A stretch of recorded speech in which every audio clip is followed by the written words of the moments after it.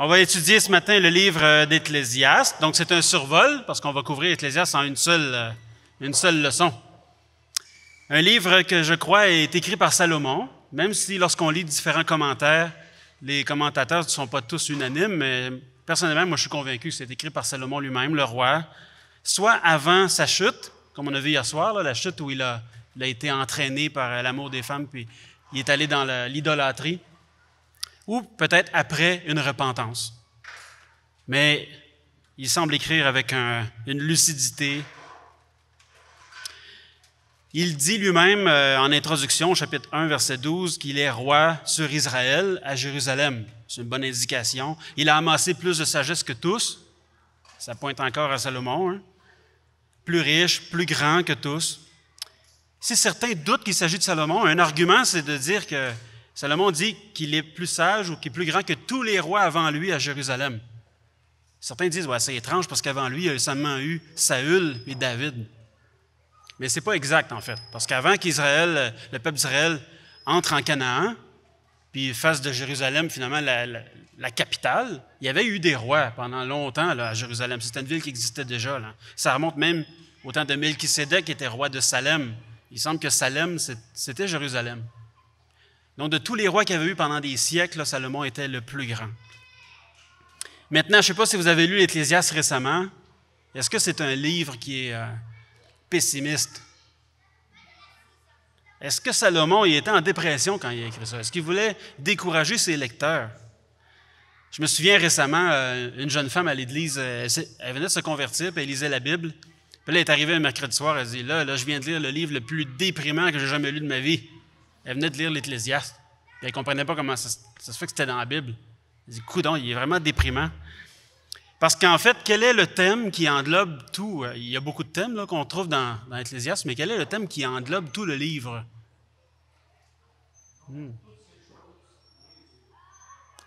Oui, c'est vrai, c'est une bonne conclusion. Mais il y a un thème qui ressort souvent. Là. OK. Quelqu'un pourrait nous lire versets 2 et 3 dans l'introduction. Je ne sais pas si vous avez la Bible avec vous, mais la plupart des versets ce matin, de toute façon, on va les voir à l'écran, mais quelqu'un a Ecclésiaste, pourrait nous lire Ecclésiaste 1. Ben, tiens, 1 à 3. OK, vas-y, Jeff. Parole de l'Ecclésiaste, fils de David, roi de Jérusalem. Vanité des vanités, dit l'Ecclésiaste. Vanité des vanités, tout est vanité. Quel avantage revient-il à l'homme de toute la peine qu'il se donne sous le soleil? Vanité des vanités, finalement. C'est un thème qui revient souvent. Ça couvre même tout le livre. Et même, il y a comme un épilogue à la fin, là, une conclusion, là, mais juste avant la conclusion, chapitre 12, verset 8. Mon frère, tu pourrais nous le lire, s'il vous plaît?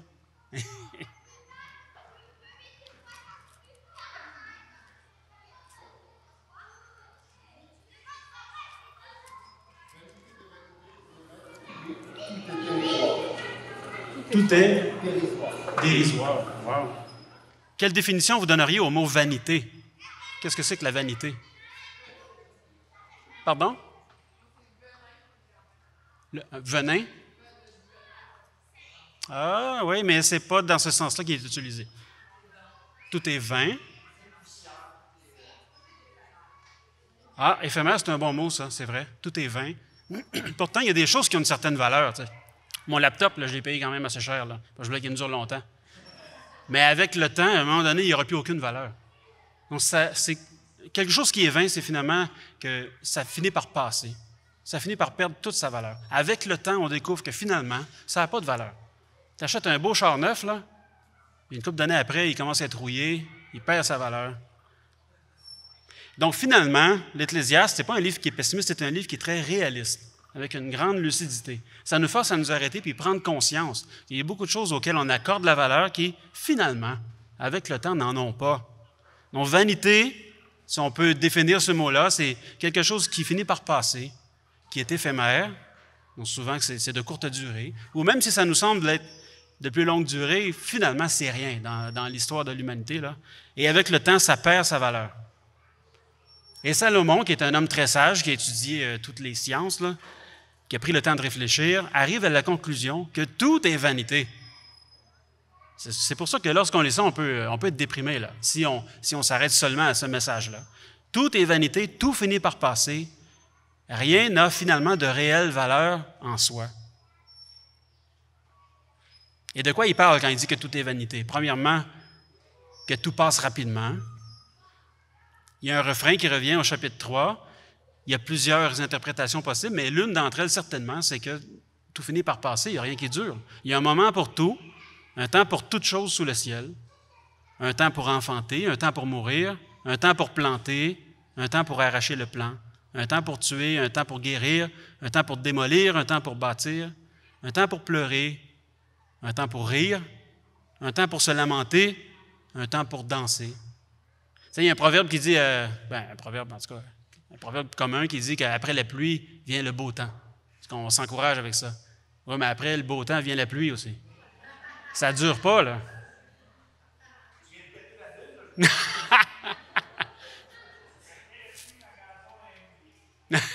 C'est bon. Mais tout finit par passer. Puis c'est sûr que là, on essaie de remplir ce vide-là par autre chose. Là. Puis c'est correct, là. Mais on va en revenir à ça plus tard, mais il y a des choses qu'on aime qui finissent par passer quand même. Et si on s'arrête pour y réfléchir, on peut être nostalgique. On regarde des photos de voyage, on se dit, ouais, c'est fini ça.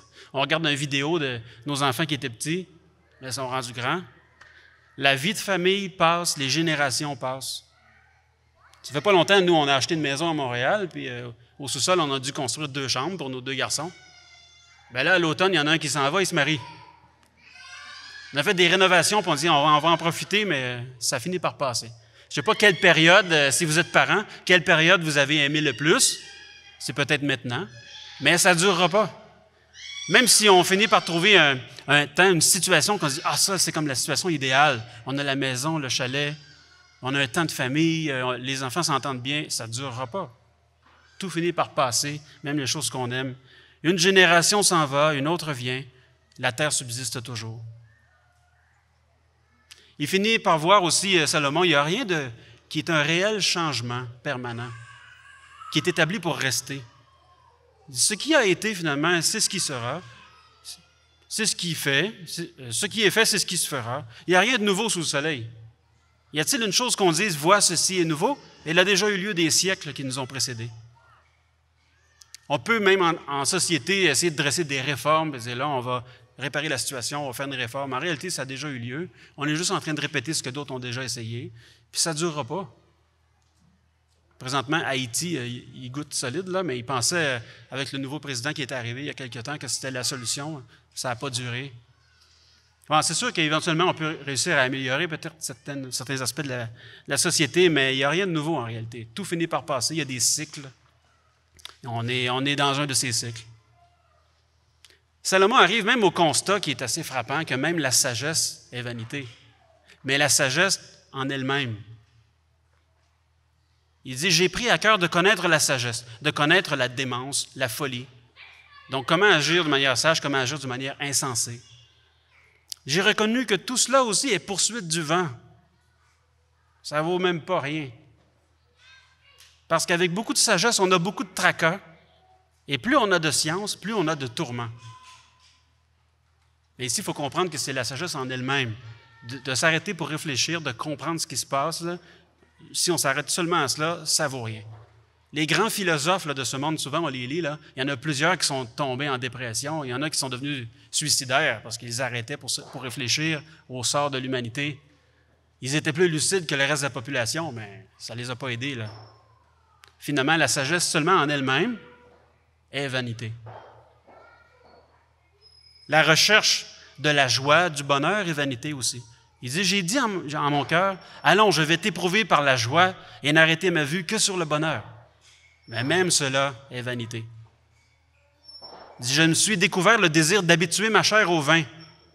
Il dit, tiens, on va voir combien que je suis capable de prendre un coup, là, puis continuer à marcher droite, pour trouver en cela comme une joie, un but d'envie. Mais tandis que mon cœur se conduirait avec sagesse. Donc, il voulait comme se tester lui-même. Je vais continuer à être sage, mais je vais m'enivrer. Un drôle d'exercice, mais... Et de m'attacher à la folie jusqu'à ce que je vois s'il est bon pour les humains d'agir ainsi sous le soleil pendant le nombre de leur vie. Mais il s'est rendu compte que ça aussi, c'était vanité. Même la recherche d'un sens à la vie Dans l'accomplissement personnel, c'est une vanité. On peut dire pour finalement combler le vide, ou pour trouver une raison d'exister sur la terre, au moins je vais trouver un sens à ma vie. Certains vont se lancer faire du bénévolat dans un organisme de charité, ou d'autres vont travailler dans un laboratoire pour trouver un vaccin, vont essayer de laisser leur trace dans le monde pour que leur sens, leur passage sur la terre ait servi à quelque chose. Trouver un sens. Que je ne fais pas juste exister pour vivre, pour être heureux, mais je veux avoir un sens. Pourquoi j'existe? C'est quoi le but? Mais tout ça, c'est vanité. Il dit lui-même, je suis devenu grand, j'ai surpassé tous ceux qui étaient avant moi à Jérusalem.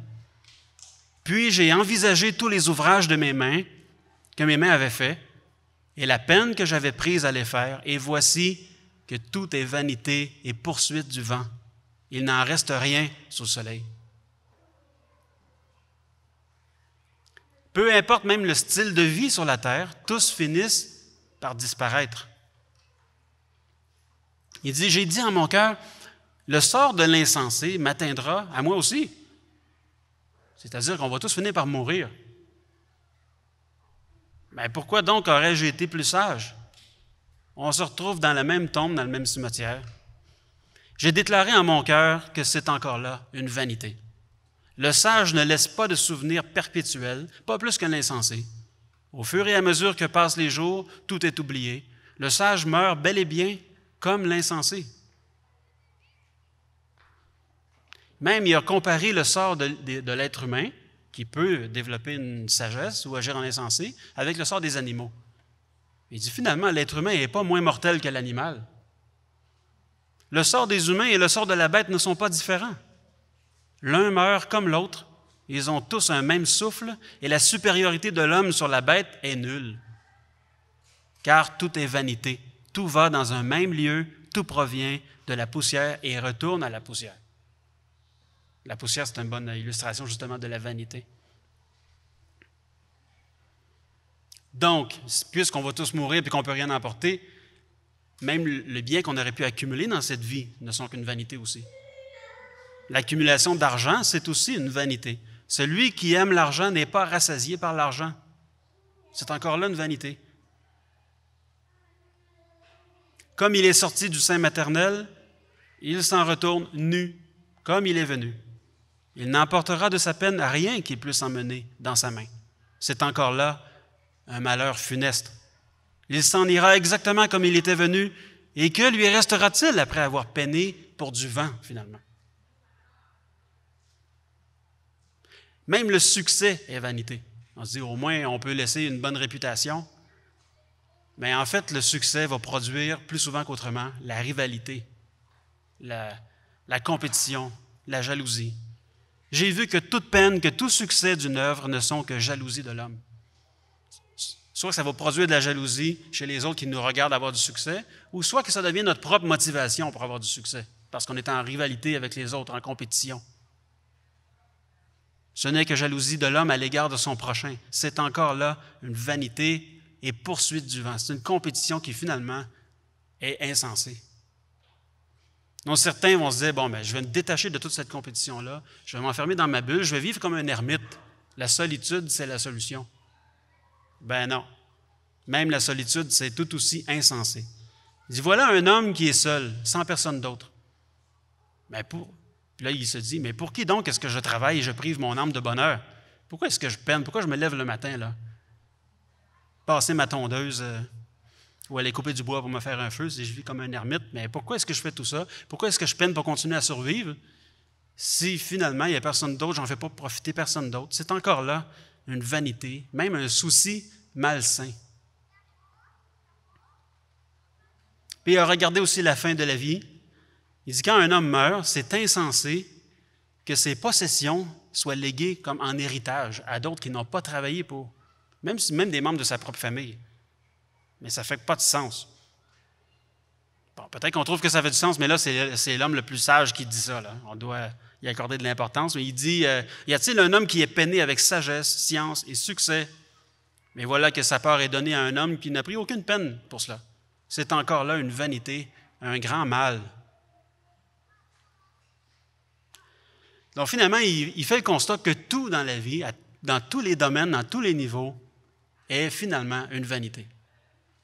Mais il y a un grand contraste dans le livre d'Ecclésiaste. C'est qu'alors qu'il nous met un portrait très réaliste du sort de l'humain sur la terre, il montre que Dieu, lui, n'est pas vanité. Il n'y a rien en Dieu qui est vain. Ça revient souvent, ça.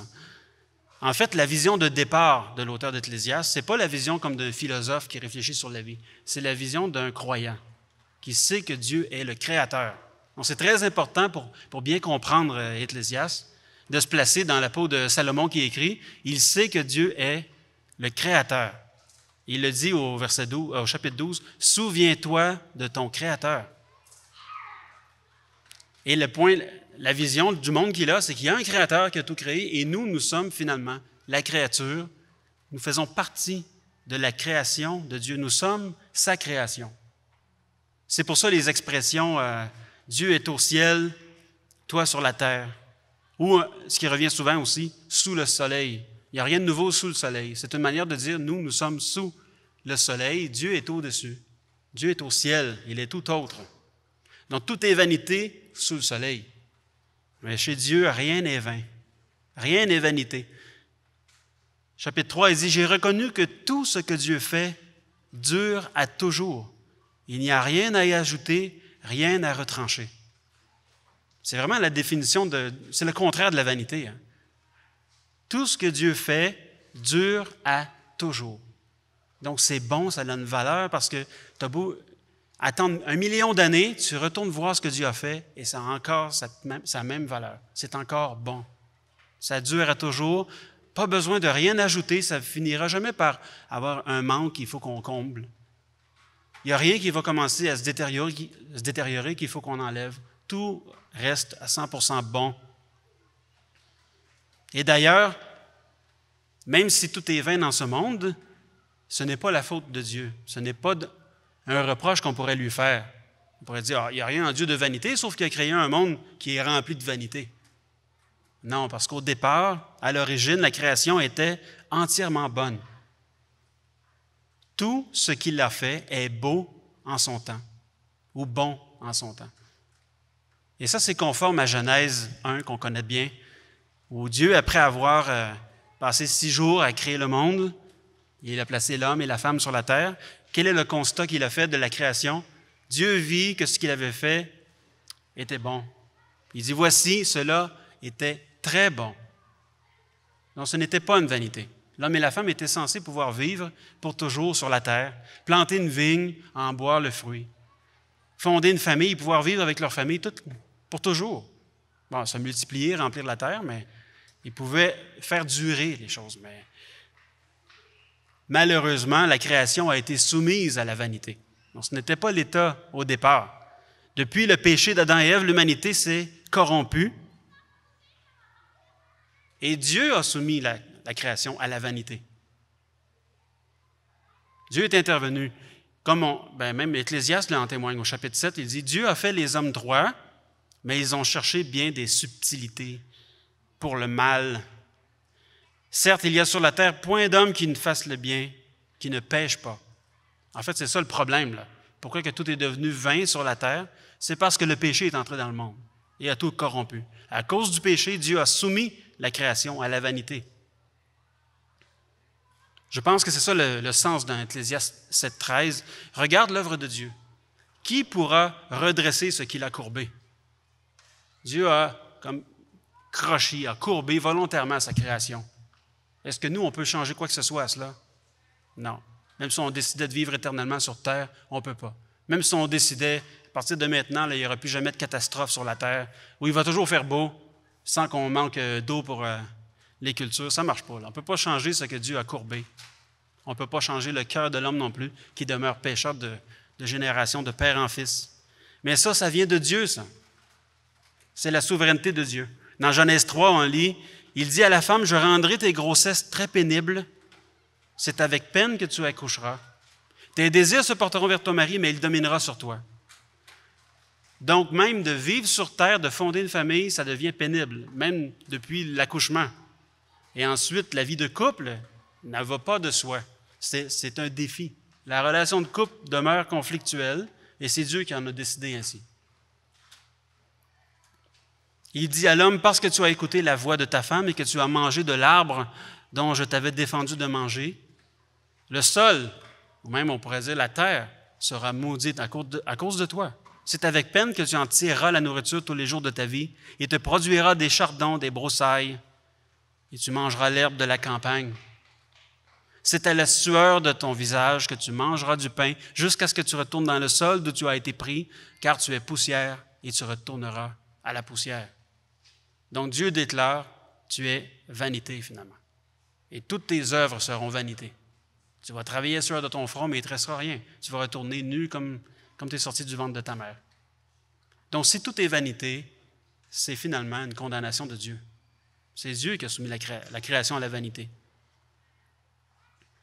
D'abord parce qu'elle est corrompue par le péché. Romains 8 le dit. La création a été soumise à la vanité. Wow, c'est les mêmes mots. Hein? La création a été soumise à la vanité par Dieu.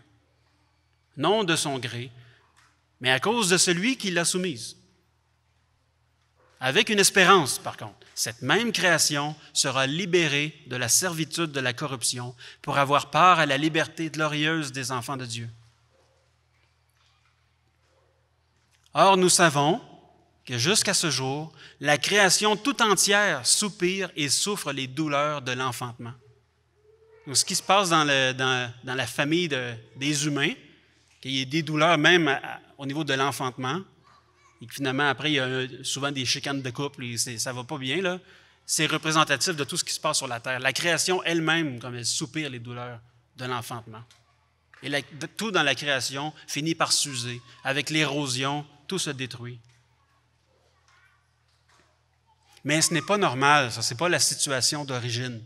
Et tous le savent intuitivement, que la vanité dans le monde n'est pas normale. Même ceux qui se disent non-croyants, ils devraient accepter qu'on vit sur une terre qui s'use, mais même les non-croyants se rendent compte que ce n'est pas normal. On a un sens de l'éternité qui a été placé en nous par Dieu. Dieu a mis dans le cœur la pensée de l'éternité, bien que l'homme ne puisse pas saisir l'œuvre que Dieu a faite du commencement jusqu'à la fin. Mais intuitivement, on sait que ce qui est normal, ou ce qui devrait être normal, là, c'est que les choses durent. C'est pour ça qu'on a un sentiment de nostalgie lorsque les bonnes choses passent. Là, beaucoup de gens pleuraient sur la terre lorsqu'ils ont vu la cathédrale, la basilique Notre-Dame à Paris qui brûlait. C'est-tu le bon nom? En tout cas, certains ne sont même pas croyants, mais c'était juste parce que c'était une œuvre, ça a pris, je pense, des siècles à construire, tout ça. Là. Puis là, c'était en train de tomber en ruine, puis on dit, ça n'a pas de bon sens. C'était un bien précieux, un trésor qui se détruit. Pourquoi? Parce qu'on aime à ce que les belles choses durent. On va être touché si un acteur qu'on aime bien décède. Puis là, on est nostalgique en pensant au film qu'on a apprécié de lui. On souhaite que les choses durent. Puis c'est normal qu'on soit très touché lorsqu'un ami décède, un membre de notre famille décède. On veut que les relations qu'on a bâties durent. C'est pas juste parce qu'on est croyant. Tout être humain a ce sentiment-là parce que Dieu a placé le sentiment, la pensée de l'éternité dans le cœur de l'homme. Donc, toute personne réalise que ce n'est pas normal que les choses soient vaines. Il y a quelque chose qui cloche. On a besoin d'une solution. Et quelle est la bonne réaction qu'on devrait avoir lorsqu'on réalise que tout est vain? Malheureusement, la majorité des êtres humains ne réagissent pas de la bonne façon. Oui, en fait, ce que Salomon appelle, il appelle ça la crainte de Dieu. Quand on réalise que nous sommes vains, que tout ce que nous faisons est vanité, notre réaction, la bonne réaction devrait être de se soumettre au Créateur. On dit, wow, lui, c'est le seul qui n'est pas vain. Il dit, j'ai vu tout le souci que Dieu donne aux humains. C'est Dieu qui donne ce souci-là, comme un moyen d'humiliation. Vous voulez vous élever, vous voulez construire la tour de Babel? Mais il vient et il la détruit. Vous avez travaillé comme des fous, là. C'était vanité, votre tour. Vous voulez vous unir en un seul peuple? Il les disperse. Dieu soumet l'être humain à la vanité comme moyen de l'humilier. Dans quel but? Dieu agit ainsi afin qu'on ait de la crainte en sa présence, qu'on réalise qu'il y a un Créateur qui nous regarde et qu'on le craigne. Puis il y a une grande distinction qui est faite aussi, plusieurs versets dans Ecclésiaste en parlent. Alors que Dieu sait tout, connaît l'avenir, nous, on ne connaît même aucun de nos jours futurs. On dit que demain il va pleuvoir, mais en réalité, là, Monsieur Météo dit ça, là, mais on n'est pas sûr. Là. On connaît pas l'instant qui va arriver après. Là. On ne connaît pas le jour de notre mort. On ne connaît rien. Lorsqu'on s'arrête pour réfléchir qu'on ne connaît pas l'avenir, on devrait craindre Dieu, qui lui connaît tout. Dieu est le seul, finalement, qui a un réel pouvoir et qui peut vraiment juger de ce qui est bon, de ce qui est mauvais, qui connaît toutes les conséquences des actions que l'on peut porter, qui sait ce qui est bon. C'est le seul, finalement, qui sait, qui peut juger. Donc, la crainte de Dieu, c'est de craindre son jugement aussi. C'est Dieu qui va déterminer, qui va observer, qui va analyser ce que l'on fait et qui va déterminer si ce que l'on fait est bon ou mauvais. Ce que l'on dit, si c'est bon ou mauvais. Donc, Dieu nous humilie pour qu'on le craigne et pour qu'on craigne son évaluation de nous. Et la bonne réaction devrait être de chercher à lui être agréable, à lui obéir. C'est d'ailleurs la conclusion. Quelqu'un pourrait lire chapitre 12, versets 13 et 14.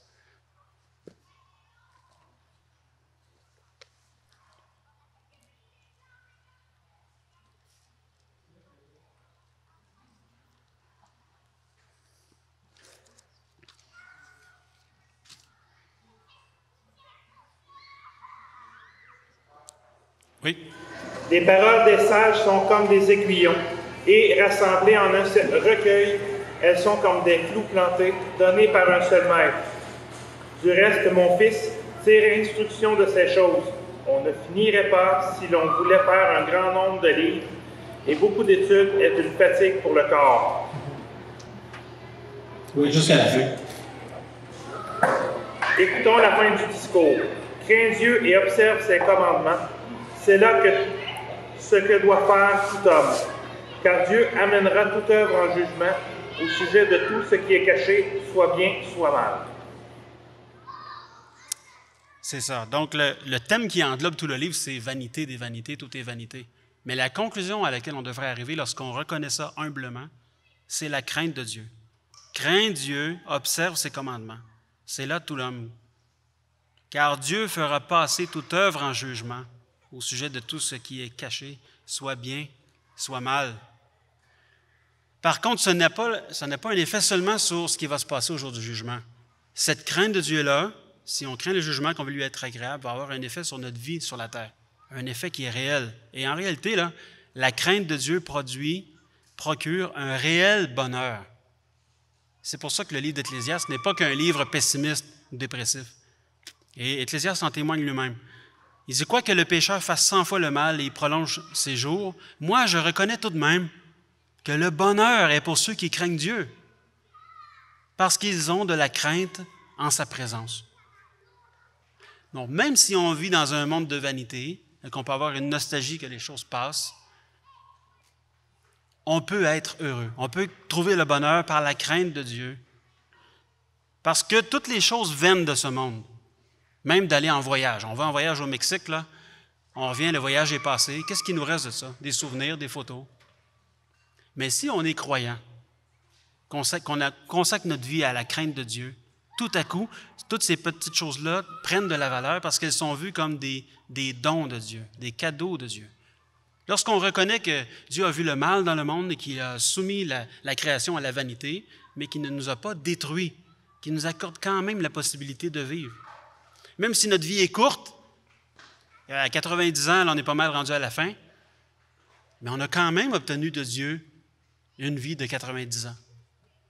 Même si on a un beau temps et qu'on peut se réjouir à l'extérieur, même si ça va finir par passer, Dieu aurait pu rendre la terre complètement invivable. Hein. Ça aurait pu être le cauchemar 24 heures sur 24 en permanence. On apprécie finalement les rayons de soleil.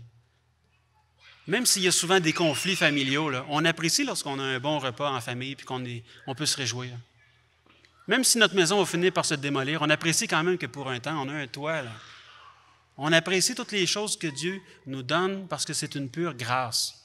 Lorsqu'on reconnaît que Dieu est tout-puissant et finalement qu'on mériterait d'être totalement détruit, d'être déjà dans la poussière du sol, tout devient avec une grande valeur, même si c'est éphémère, si on le voit sous l'angle que c'est un cadeau de Dieu.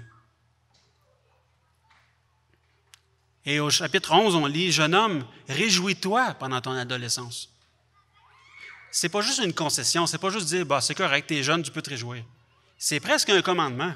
Prophétisant, là, réjouis-toi. Que ton cœur te rende heureux pendant les jours de ta jeunesse. Bon, moi, je me sens encore jeune, là, même si j'ai 47 ans. Puis je veux profiter de ce que je suis capable de faire aujourd'hui, du temps que Dieu me donne, de mes capacités. Que ton cœur te rende heureux pendant les jours de ta jeunesse. Marche dans les voies de ton cœur, selon les regards de tes yeux. Profites-en, là. Mais sache que pour tout cela, Dieu te fera venir en jugement. Donc, pendant que tu profites de la vie, que tu es heureux, tu vas pouvoir te réjouir parce que tu sais que ce que tu fais, finalement, est selon la volonté de Dieu. Donc, tu peux jouir de la vie, l'esprit tranquille, et te réjouir de toutes les petites choses. Même juste de regarder un film en famille ou d'aller au cinéma, si on est conscient que Dieu nous a donné ce temps-là, on peut se réjouir et remercier, rendre grâce à Dieu pour cela. Il dit, va, mange ton pain avec joie, bois de bon cœur ton vin, car Dieu a déjà agréé tes œuvres. C'est bon de savoir qu'on est dans la volonté de Dieu. Dieu nous regarde, puis on sait qu'on lui est agréable, parce que ce que l'on fait est bon. Wow, on peut vraiment se réjouir, là. C'est pour ça que de fêter entre amis, entre frères chrétiens, là, c'est la plus belle joie, là, quand on sait qu'on est en règle avec Dieu. Qu'en tout temps tes vêtements soient blancs, que l'huile ne manque pas sur ta tête. Jouis de la vie avec la femme que tu aimes pendant tous les jours de ta vaine existence. C'est sûr que finalement, là, il ne restera rien de ça. Mais jouis-en pendant le temps que Dieu t'a donné. Pendant tous les jours de la vaine existence que Dieu t'a donnée sous le soleil. Pendant tous tes jours de vanité. Car c'est ta part dans la vie, au milieu de la peine que tu te donnes sous le soleil. Ça fait du sens? Si on résume ça, là, c'est que si on veut vouloir donner un sens à sa vie par les choses du monde, et c'est ce que la plupart des gens sur la Terre essaient de faire. Puis c'est pour ça qu'il y en a beaucoup qui sont tombés en dépression quand la pandémie est arrivée puis a arrêté les œuvres de la majorité des gens sur la planète, là. Il y en a qui ont capoté, là, ils perdaient leur sens à la vie. Là. Mais si on essaie justement de donner un sens à notre vie par toutes ces choses-là, bien, finalement, le résultat, c'est que tout est vanité. Ça ne vaut rien. Il y a des acteurs là, qui sont rendus à 85, 90 ans, ils veulent continuer à faire des films là, jusqu'à leur dernier souffle. Là. Pourquoi? Je ne sais pas, c'est comme si un déni de la réalité. Là. Mais en bout de ligne, ils vont finir par mourir, il ne restera rien là. Et pire que cela, vient le jugement de Dieu. Mais si on craint Dieu, si on croit en lui, puis qu'on comprend, puis qu'on reconnaît humblement qu'on est vanité, que tout ce que l'on fait sur terre est vanité, puis qu'on reconnaît quand même qu'il nous a accordé la vie, la famille, le toit, la nourriture, le pain quotidien, bien, on peut jouir de ce que Dieu donne et être heureux, même apprécier toutes les petites choses, même si cette vie est une vie de vanité. Mais en tant que chrétien, on sait même en réalité des choses même que Salomon ne savait pas. Et ça nous aide encore plus, finalement, à passer le test de la vie, sachant qu'on même tout va finir par arrêter, parce qu'on a une espérance qui dépasse là, qui dépasse cette vie sur cette terre, une vie de vanité. C'est notre espérance en Jésus-Christ. Dans Romains 8, ce qu'on lisait tantôt, que la création a été soumise à la vanité par Dieu, mais il dit cette même création, un jour, sera libérée de la servitude. Présentement, c'est comme si elle est tenue en esclave. Là. Dieu a mis comme une laisse, là. Il dit, toi, là, tu vas rester dans la vanité. Dieu impose que tout sur la terre s'use, s'érode, passe, que rien n'a de valeur. Mais un jour, Dieu va la libérer. Il va libérer la création de la corruption pour avoir part à la liberté glorieuse des enfants de Dieu. Donc, quand les enfants de Dieu, enfin, vont être visibles aux yeux de tous, parce que présentement, on est des enfants de Dieu, mais on ne voit pas briller notre lumière. Là. Ça nous prendrait des lunettes pour voir dans le monde spirituel. Un jour, là, les enfants de Dieu vont être manifestés. La création elle-même va être libérée. Bien plus, nous aussi qui avons les prémices de l'Esprit, nous aussi, finalement, nous soupirons en nous-mêmes en attendant l'adoption, la rédemption de notre corps. On va avoir fini là, de s'user, d'avoir mal dans le dos à cause de la vieillesse. Là. ou d'être malade ou d'avoir des choses qu'on n'est plus capable de faire. Là. Dieu va nous rendre en parfaite forme, même des corps spirituels. Ça ne sera plus du tout être un fardeau là, d'être en communion avec Dieu, jamais. Elle est haute?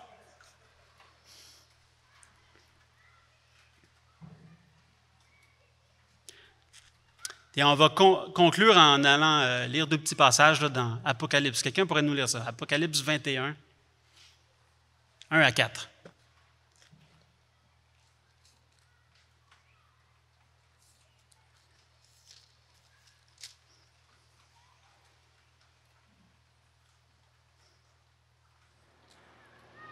Septième vision, le nouveau ciel et la nouvelle terre. Puis je vis un ciel nouveau et une terre nouvelle, car le premier ciel et la première terre avaient disparu et la mer n'existait plus. Je vis la ville sainte, la nouvelle Jérusalem, descendre du ciel d'auprès de Dieu, belle comme une mariée qui s'est parée pour son époux. Et j'entendis une voix forte venant du trône qui disait, « Voici la tente de Dieu avec les hommes. Il habitera avec eux, ils seront ses peuples et lui, Dieu avec eux, sera leur Dieu. Il essuiera toute larme de leurs yeux. La mort ne sera plus et il n'y aura plus ni deuil, ni plainte, ni souffrance, car ce qui était autrefois a définitivement disparu. » C'est ça. Le fait qu'on vive dans un monde de vanité cause de la douleur, de la souffrance, des pleurs, des larmes, mais ça sera terminé, ça. Il n'y aura plus rien de vain. Si on se bâtit une maison sur la nouvelle terre que Dieu promet, là, que Jésus est en train de préparer, on va pouvoir vivre dedans 1 million d'années si ça nous tente. Ou continuer à construire des étages, puis on va pouvoir planter une vigne, en boire le vin pour vrai. Je ne sais pas comment ça va être sur la nouvelle terre, mais les œuvres qu'on va accomplir vont avoir une portée éternelle. Et l'amour entre les frères là, va durer pour l'éternité. Il n'y aura plus rien de vain. Le monde de vanité qu'on connaît, Dieu va le faire disparaître. Il va reformer la terre pour qu'elle ne soit plus vaine. Donc, plus de tristesse, plus de nostalgie, plus de dire « Ah, j'appréciais ce temps-là, c'est passé ». Ça va pouvoir durer. Un autre verset, s'il vous plaît, quelqu'un peut lire 22, verset 5.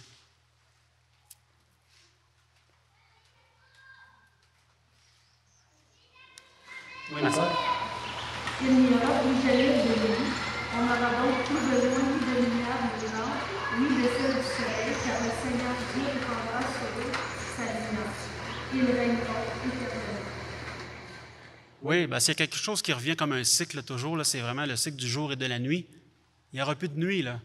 C'est comme si on va toujours dans la situation idéale par le Seigneur lui-même. Et ce qui est étonnant ici, c'est que ça ne sera plus la situation qui est décrite dans Ecclésiaste, où Dieu est au ciel et nous sous le soleil. C'est vraiment frappant. Il utilise même le mot de la lumière, le soleil. Dieu va être lui-même avec nous. Il n'y aura plus cette distanciation où Dieu n'est pas vain et que nous sommes vanité. Dieu sera avec nous.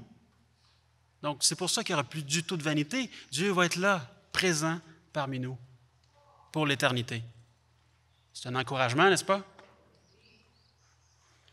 Amen. Est-ce que quelqu'un pourrait prier, tiens, pour conclure, s'il vous plaît? OK.